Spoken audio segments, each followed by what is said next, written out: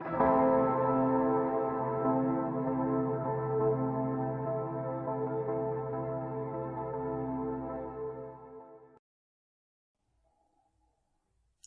students, today we will start chapter 7 of our book, that is algorithm and flowchart. तो इस chapter में हम लोग क्या पढ़ने वाले हैं?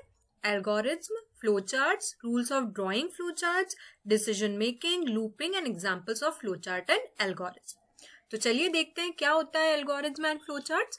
Algorithm and flowchart are two different tools used for creating new programs. ठीक है, ये दो different tools होते हैं जो कि नए programs बनाने में मदद करते हैं, स्पेशली इन कंप्यूटर प्रोग्रामिंग. किसमें? कंप्यूटर प्रोग्रामिंग में.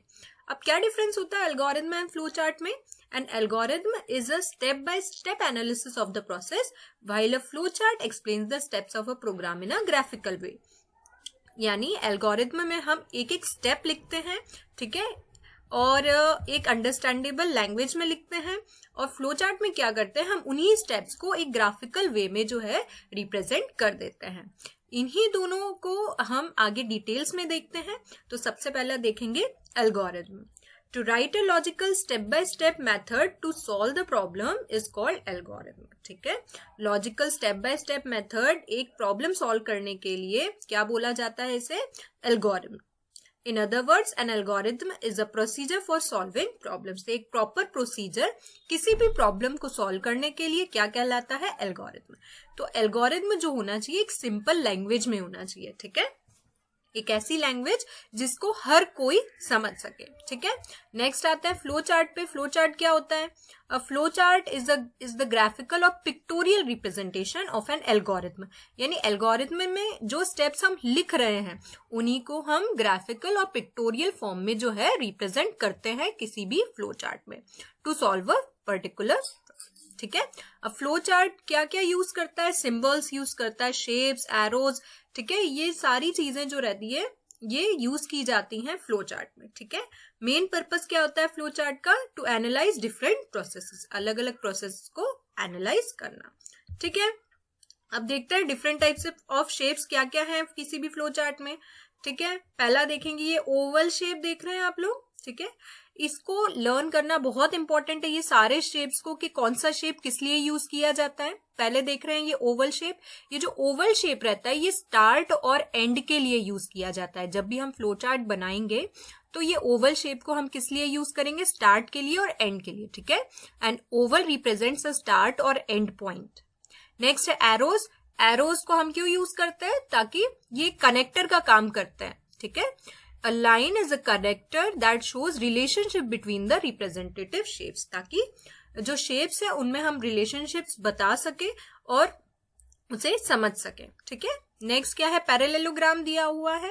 पैरेललोग्राम में पैरेललोग्राम को हम किस लिए यूज करते हैं? इनपुट और आउटपुट के लिए. ठीक है, अ पैरेललोग्राम रिप्रेजेंट्स इनपुट और आउटपुट. नेक्स्ट दिया हुआ है रेक्टेंगल. रेक्टेंगल प्रोसेस के लिए यूज किया जाता है, प्रोसेस बताने के लिए हम रेक्टेंगल का यूज करेंगे.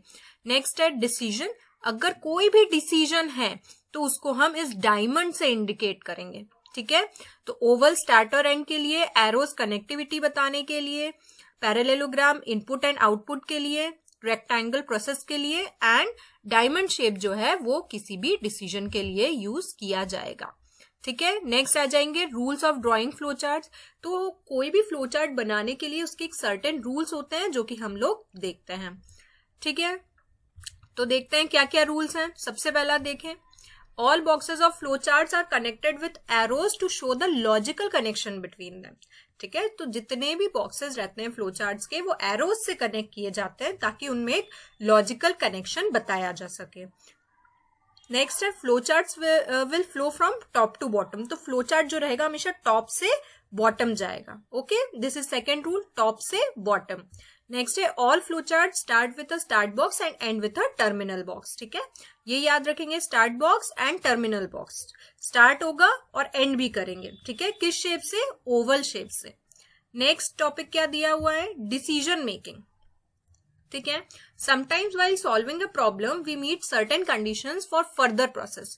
किसी भी प्रॉब्लम को सॉल्व करते वक्त बीच में कुछ कंडीशंस आती हैं जिन्हें सॉल्व करना इंपॉर्टेंट है आगे के प्रोसेस के लिए. तो after checking the condition computer proceeds further to show the result. ठीक है, इसी कंडीशन को चेक करके कंप्यूटर आगे बढ़ता है। ठीक है, इसे क्या कहते हैं, डिसीजन मेकिंग। तो computer uses if else statement. Computer हमेशा कैसी स्टेटमेंट यूज करता है, इफ। ठीक है, देख लें यहाँ पर, if condition then execute true part, else execute false part. अगर कंडीशन मीट हो रही है तो कंप्यूटर बोल देगा ट्रू, अगर कंडीशन मीट नहीं हो रही है तो कंप्यूटर बोलेगा फॉल्स। ओके, नेक्स्ट देख रहे हैं, let us understand this with an example. एक एग्जांपल में देख लेते हैं। यहाँ पर क्या दिया है, the algorithm and flow chart given below shows the process of finding greater of the two numbers A and B. तो क्या हमको सॉल्व करना है कि दोनों में से क्या ग्रेटर, ए और बी में से कौन सा नंबर ग्रेटर है। अब देख रहे हैं आप, स्टेप 1 एंड स्टेप 2 लिखा हुआ है, इसे एल्गोरिथम बोलते हैं। ठीक है, ये रिटर्न फॉर्म में लिखा हुआ है। स्टेप 1 क्या है, read A and B. Step 2 रहेगा, if A is greater than B then print A is greater, else print B is greater. ये कंडीशन हो गई। ठीक है, अगर ए ग्रेटर है बी से तो कंप्यूटर प्रिंट करेगा ए इज ग्रेटर। अगर ये कंडीशन मीट नहीं होती है तो क्या प्रिंट करेगा, बी इज ग्रेटर। ये एल्गोरिथम है, देख रहे हैं आप लोग, इसे एल्गोरिथम बोलते हैं। अब इसी का हम फ्लो चार्ट देखेंगे। Coming to the next page. ठीक है, ये देख रहे हैं आप लोग फ्लो चार्ट। तो देखें, स्टार्ट और and button, terminal box and start box सबसे पहला इंपॉर्टेंट। ठीक है, ये स्टार्ट है हमारा स्टार्ट बॉक्स, नेक्स्ट है हमारा एंड बॉक्स। ठीक है, तो यहां हमने देखा ये स्टार्ट और एंड के लिए हम ओवल का यूज कर रहे हैं। ठीक है, नेक्स्ट क्या दिया हुआ है, read A and B. Read A and B, तो ये देख रहे हैं हम प्रोसेस के लिए ये यूज कर रहे हैं पैरेललोग्राम का। सॉरी, इनपुट एंड आउटपुट के लिए हम पैरेललोग्राम का यूज कर रहे हैं। ठीक है, नेक्स्ट है, ये देखिए डिसीजन बनाने के लिए if A is greater than B. ठीक है, ये डिसीजन। अब यहाँ पर देख रहे हैं, पहले स्टार्ट, फिर रीड ए एंड बी, फिर if A is greater than B. अगर ए ग्रेटर है बी से तो येस पार्ट एग्जीक्यूट होगा, प्रिंट ए इज ग्रेटर। अगर नहीं है, नो, तो क्या प्रिंट करेंगे, प्रिंट बी इज ग्रेटर और एंड। ठीक है, गॉट इट। नेक्स्ट, चलिए नेक्स्ट आ जाते हैं। नेक्स्ट क्या दिया है, लूपिंग। ठीक है, ये भी इंपॉर्टेंट टॉपिक है। A loop is a sequence of instruction that is repeated until a condition is satisfied. तो लूप जो रहता है, एक सीक्वेंस ऑफ इंस्ट्रक्शंस रहता है जो कि रिपीट किया जाता है जब तक कंडीशन जो है सेटिस्फाई नहीं हो जाती। For example, if you need to add a number in a series for 1 to 5 to process further in a program, a process needs to be repeated for a certain number of times. ठीक है, अगर एक series में 1 to 5 numbers हमको add करने हैं तो इस प्रोसेस को बार बार रिपीट करना पड़ेगा, उसके लिए हमें लूप की जरूरत पड़ती है। ठीक है, एल्गोरिथम देखते हैं इसका। assign sum is equal to 0, n is equal to 0 if n is less or equal to 5। ठीक है, less or equal to 5, then ये पार्ट एग्जीक्यूट होगा, n is equal to n plus 1, sum is equal to sum plus n, else print sum. ठीक है, इसका flow chart देख लेते हैं। फ्लो चार्ट में क्या दिया है, देखिए स्टार्ट से स्टार्ट हुआ है, sum is equal to 0, n is equal to 0 if n is less than और इक्वल टू 5। अगर ये ट्रू है तो हम ये वाला, ये कंप्यूटर ये वाली चीज सॉल्व करेगा, अगर फॉल्स है तो प्रिंट कर देगा सम और एंड हो जाएगा। ठीक है, नेक्स्ट देखेंगे। अब क्या दिए हैं आपको बुक में, कुछ एग्जांपल्स दिए फ्लो चार्ट्स एंड एल्गोरिथम के। ठीक है, एक एक करके ये एग्जांपल सॉल्व करते हैं। पहला एग्जांपल क्या दिया हुआ है, to calculate the sum of two numbers, है ना। इसमें क्या दिया हुआ है, to calculate the sum of two numbers. अब आप देख रहे हैं दोनों चीज दी हुई है आपको बुक में। एल्गोरिथम में कैसे करना है आपको, फ्लो चार्ट कैसे बनाना है। एल्गोरिथम में हम लिखेंगे step 1, read value of first number as A. ठीक है, सेकेंड स्टेप क्या होगी, read value of second number as B. And third step हम इसको सॉल्व करेंगे, add first number with second number as sum is equal to A plus B and then print sum. ठीक है, ये algorithm हो गया। देखिए सिंपल लैंग्वेज में दिया है, स्टेप बाय स्टेप प्रोसेस दिया हुआ है। ठीक है, नेक्स्ट आ जाते हैं, इसका फ्लो चार्ट कैसा रहेगा।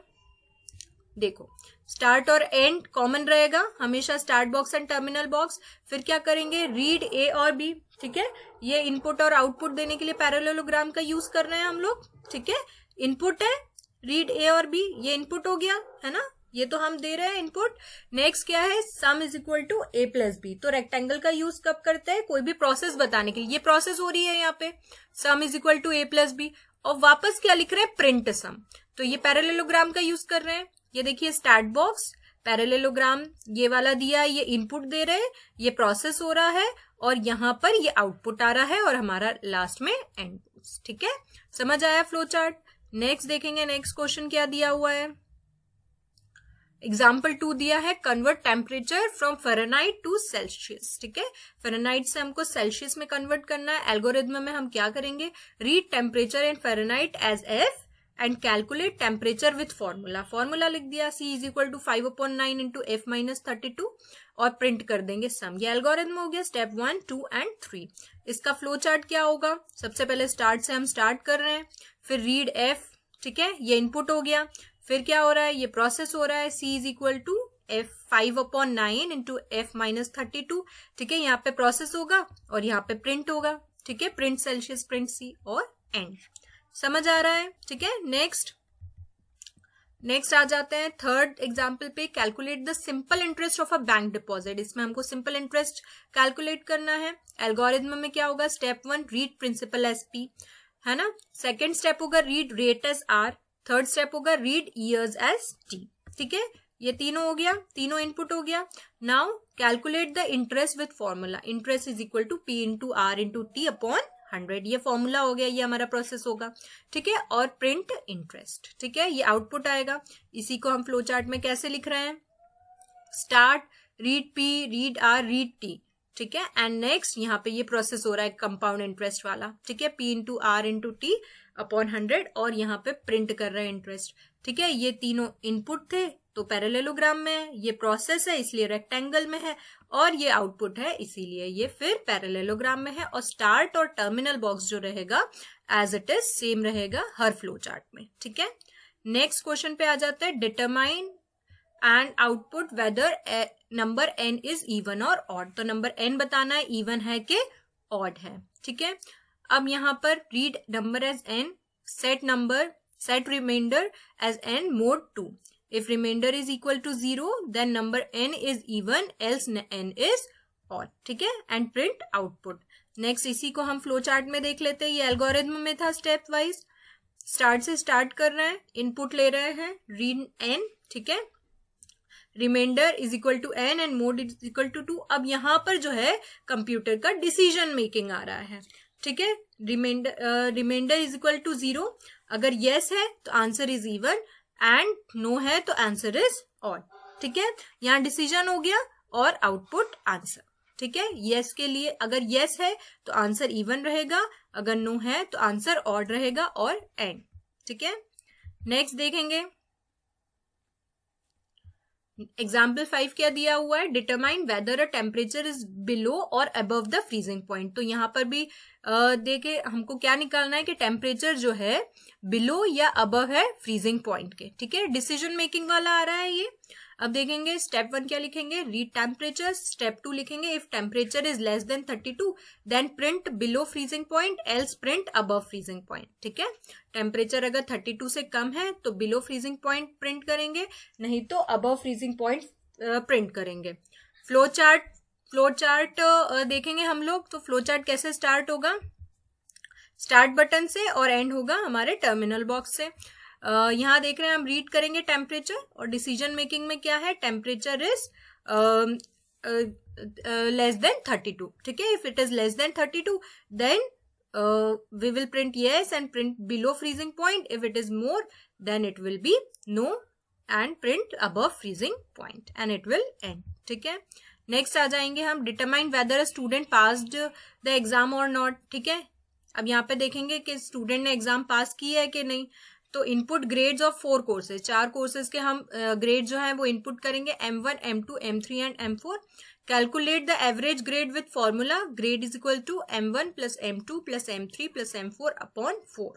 ठीक है, एंड स्टेप 3 क्या रहेगा, if the average grade is less than 60। अगर एवरेज 60 से कम आ रहा है तो हम क्या प्रिंट करेंगे, फेल।